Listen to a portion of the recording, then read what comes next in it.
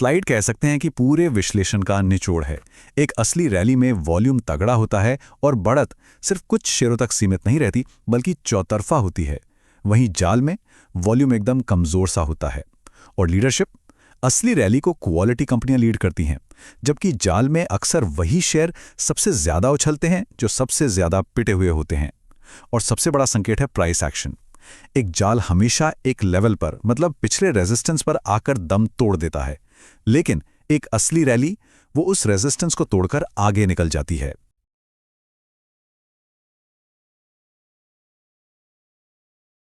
नमस्कार। आज हम एक बहुत ही जरूरी सवाल पर बात करने वाले हैं। एक ऐसा सवाल जो हर निवेशक के दिमाग में घूमता है कि मार्केट में जो ये उछाल आया है, ये एक असली रिकवरी है या फिर एक खतरनाक जाल। आखिर इसे पहचाने तो पहचाने कैसे? तो चलिए इस गुत्थी को सुलझाते हैं, लेकिन शुरू करने से पहले एक बात साफ कर देना बहुत जरूरी है। ये विश्लेषण सिर्फ जानकारी और सीखने के मकसद से है। इसे किसी भी तरह की वित्तीय सलाह न समझा जाए। यहाँ कोई भी खरीदने या बेचने की सिफारिश नहीं दी जा रही है।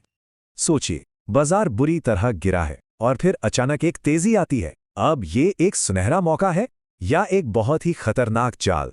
यही वो स्थिति है जिसका सामना हम सबको करना पड़ता है और एक गलत फैसला पूरे पोर्टफोलियो को भारी नुकसान पहुंचा सकता है। तो हम लिए सबसे पहले इसी डेड कैट बाउंस को समझते हैं। नाम थोड़ा अजीब है ना? लेकिन ये उस धोखे को बिल्कुल सही तरीके से दिखाता है जिसमें निवेशक अक्सर फंस जाते हैं। तो सीधी भाषा में इसका मतलब है, बाजार में एक लंबी गिरावट के बाद जब एक छोटी सी कुछ वक्त के लिए रिकवरी आती है, लेकिन उसके ठीक बाद बाजार और भी ज्यादा नीचे गिर जाता है। मतलब ये रिकवरी का एक झूठा अलार्म है बस, और कुछ नहीं। अच्छा, तो ये जाल काम कैसे करता है? बहुत दिलचस्प है ये। देखिए, सबसे पहले होती है शॉर्ट कवरिंग। मतलब जिन ट्रेडर्स ने बाजार के गिरने पर दांव लगाया था, वो अब अपना प्रॉफिट बुक करने के लिए खरीदना शुरू करते हैं। अब इस खरीदारी को देखकर रिटेल इन्वेस्टर्स को लगता है, अरे मार्केट तो ऊपर जा रहा है, मौका हाथ से निकल जाएगा। इसी फॉर्मों में वो भी कूद पड़ते हैं। फिर कहीं से कोई अच्छी खबर भी आ जाती है और बस इसी भीड़ का फायदा उठाकर जो स्मार्ट मनी है, जो बड़े प्लेयर्स हैं, वो अपना माल बेचकर निकल जाते हैं और नतीजा, बाजार वापस नीचे। तो ये हैं वो खतरे के संकेत जिन पर नजर रखनी है।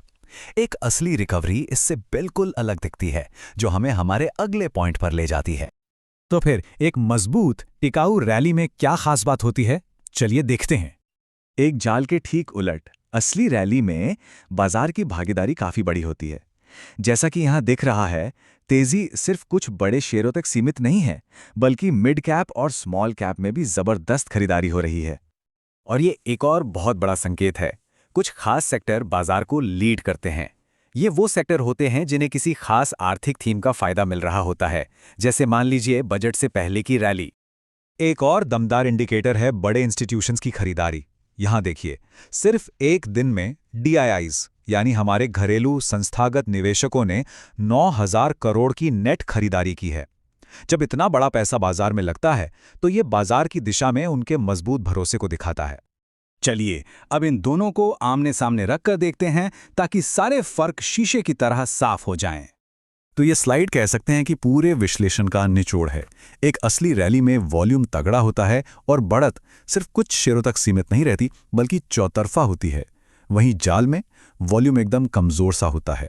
और लीडरशिप, असली रैली को क्वालिटी कंपनियां लीड करती हैं, जबकि जाल में अक्सर वही शेयर सबसे ज्यादा उछलते हैं जो सबसे ज्यादा पिटे हुए होते हैं। और सबसे बड़ा संकेत है प्राइस एक्शन। एक जाल हमेशा एक लेवल पर मतलब पिछले रेजिस्टेंस पर आकर दम तोड़ देता है, लेकिन एक असली रैली वो उस रेजिस्टेंस को तोड़कर आगे निकल जाती है। देखिए, सिर्फ संकेतों को समझना काफी नहीं है। बाउंस के दौरान हम कुछ मनोवैज्ञानिक गलतियां भी करते हैं, जिनसे बचना बहुत जरूरी है। ये गलतियां अक्सर हमारी भावनाओं की वजह से होती हैं, जैसे एकदम बॉटम पर ही खरीदना है वाली जिद, या फिर बाउंस का पहला संकेत मिलते ही सारा पैसा एक साथ झोंक देना।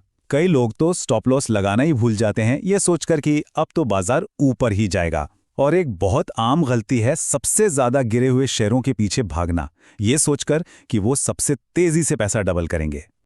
तो अब जब हम संकेतों और गलतियों दोनों को समझ चुके हैं, तो सवाल उठता है कि ऐसे माहौल में सही रणनीति क्या होनी चाहिए। सबसे पहला और सबसे जरूरी नियम है सब्र। जल्दबाजी में नहीं, बल्कि बाजार से कंफर्मेशन मिलने के बाद ही कोई एक्शन लेना चाहिए। दूसरा नियम है, कभी भी सारा पैसा एक साथ ना लगाएं। अपनी पूंजी को कुछ हिस्सों में बांटकर धीरे धीरे बाजार में एंट्री करने से रिस्क मैनेज होता है। तीसरा नियम, हमेशा मजबूती पर दांव लगाएं, कमजोरी पर नहीं। अच्छी फंडामेंटल वाली कंपनियां ही मुश्किल समय से तेजी से बाहर निकलती हैं। और आखिरी बात, ये याद रखना कि कैश हाथ में रखना भी एक तरह की इन्वेस्टमेंट पोजीशन ही है। ये आपको सही मौके पर सही फैसला लेने की आज़ादी और ताकत देता है। तो इस पूरी बातचीत का सबसे अहम सबक क्या है? बस यही एक सोच है जो हमें अपनानी है। हर बाउंस को एक शक की नज़र से देखना है और सिर्फ उम्मीद के भरोसे नहीं, बल्कि ठोस सबूतों के आधार पर फैसला लेना है। आखिर में इन संकेतों को पढ़ना सीखने का मतलब है कि हम रोज की खबरों के शोर से ऊपर उठकर बाजार की असली कहानी को समझने की कोशिश कर रहे हैं। हमारे साथ जुड़ने के लिए बहुत बहुत शुक्रिया। उम्मीद है कि ये जानकारी काम की लगी होगी। बाजार से जुड़े ताज़ा अपडेट्स पाने और सीखते रहने के लिए हमारे चैनल पेज पर जाकर हमारे मुफ्त व्हाट्सएप ग्रुप से ज़रूर जुड़ें। वहीं मुलाकात होगी।